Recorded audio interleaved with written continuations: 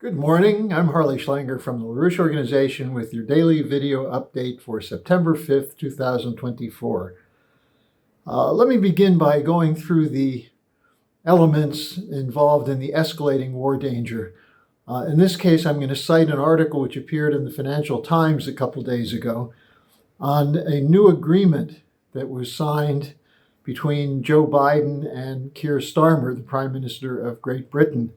It was initiated by Starmer in the end of July, and 3 days later, Biden signed a note to Congress endorsing it. It's a revision of the Mutual Defense Agreement between the United States and the United Kingdom, which will no longer require renewal. In other words, there'll be no Senate vote in the future. It links the United States nuclear policy to that of the United Kingdom, a nuclear sharing agreement on a permanent basis. Now, the deputy director of the Royal United Services Institute, RUSI, which is the oldest British defense think tank, a man named Chalmers, said, quote, "This is good news for the UK, that it doesn't need to worry about a future US administration using a future renewal as leverage," unquote. This is part of the attempt to Trump-proof the relationship between the transatlantic powers. But what about eliminating the constitutional requirement for a Senate agreement for a treaty? Well, it's obviously democracy-proofing the agreements.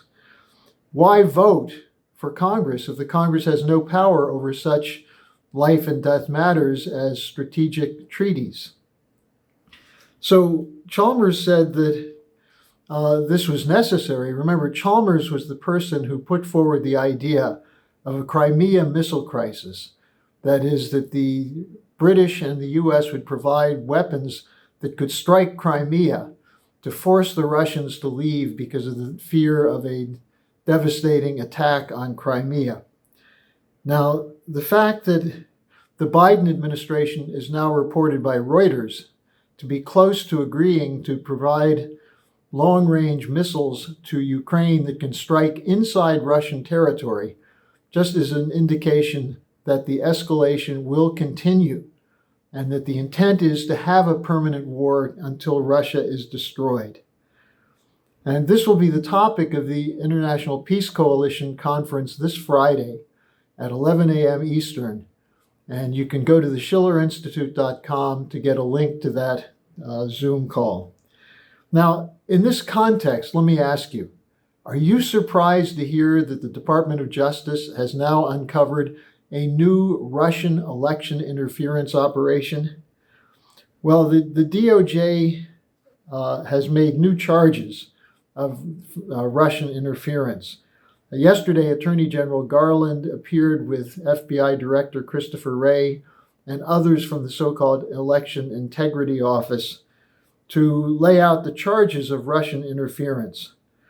And he announced that there will be actions to counter the efforts of the Russians to determine the outcome of the 2024 election. What Garland said is, quote, "We're seeing more and more.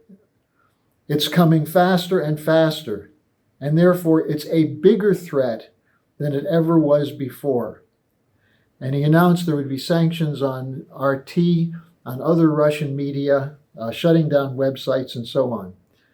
Now, the idea that it's a bigger threat than ever before, what we know is that there was no threat in 2016. This was all concocted. The so-called Russian playbook of Russian influence was subject to wall-to-wall media coverage, congressional investigations, arguing that Putin was interfering to ensure that Trump would be elected by posting on US websites, by bot posting on websites. And the actual amount of money spent on this was minuscule compared to the hundreds of millions spent on the campaign. But more importantly, this was the basis of the investigation by Special Counsel Mueller, who concluded that there was no collusion in the report released in April 2019. There was the Durham report that came out in May 2023, which not only concluded there was no collusion, but that there was FBI DOJ malfeasance. To me, more significant was a report printed in the Columbia Journalism Review in January 2023, written by Jeff Girth, who was a former New York Times investigative journalist. It was titled "The Press versus the President," and it reviewed in meticulous detail how the media lied in covering lying reports from the DOJ, and that this whole thing was part of a concocted operation to undermine the candidacy and then the presidency of Donald Trump. Now, Garland concluded his comments yesterday saying, quote, "We will be relentlessly aggressive in countering attempts to interfere in our elections and undermine our democracy." What does he mean by that? Government censorship. In the name of countering disinformation, deploying disinformation. Now, the idea of undermining our democracy. Well, what about the Justice Department and the intelligence agencies, their interference? For example, the FBI lied to get warrantless wiretaps and surveillance from the FISA court against the Trump campaign. What about the 50-plus intelligence officials who signed a letter before the 2020 election asserting that the charges related to Hunter Biden's laptop were a classic case of Russian disinformation? Well, I could cite case after case after case of Justice Department, FBI, intelligence agency, obfuscation, lying, arrests, searches, on and on and on. The argument that Roger Stone met with Julian Assange, just one story after another, all of which were bogus, were disproven.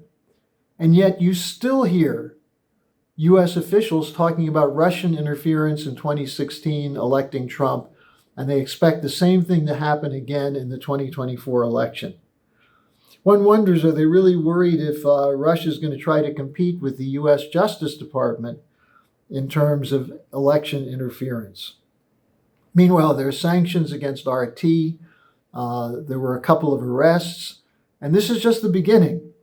They're going to go comb through every website to see if any websites that are critical of U.S. policy in the Ukraine war or in any other situation, that anyone who's critical might be a Russian agent of influence. Well, if you're going to sanction media for lying, how about sanctioning the New York Times, the Washington Post, CNN? How about sanctioning MSNBC, the Associated Press, BBC, and others, which repeated the lies that were put out by the Clinton campaign, by the Democratic Party, over and over and over? Will there be sanctions against them? Well, if you are telling lies or using disinformation which backs up the narrative of the military-industrial financial complex, that's fine, no problem. But if you are exposing the operations that are being run in defense of the war policy, then you're going to be in trouble. So what we're seeing is a classic example of hybrid warfare, an effort to shape an election by creating an enemy image and convincing the population that you have to suspend your ability to think and accept the narrative coming from the intelligence agencies, from the Justice Department, in a sense, letting the permanent bureaucracy shape your thinking to shape the election outcome. And in a real sense, this is brainwashing. Then they use the narrative to justify the $1 trillion, almost $1 trillion defense budget to protect you from the nasty Russians. Now, this we've seen before. We can't allow this kind of operation to continue. And the demand from the population for truth, for honesty, that's what's needed to stop these operations that are designed to manipulate you for the private benefit of the billionaires who run the military-industrial financial complex. This will be the subject of discussion this Friday at 11 a.m. Eastern Time in the Zoom call of the International Peace Coalition. And you can find that link to that on Friday at the Schiller Institute website. And I'm also going to link the webcast dialogue I had with Helga Zepp-LaRouche yesterday, where she went through this and many, many other topics. And what comes out from that discussion is that as dangerous as the situation is, there's hope. There's hope that we can turn this around. So work with us. Also, tomorrow will be Friday. I'll take your questions. You can send me your questions at harleysch@gmail.com. Thanks for joining me. See you tomorrow.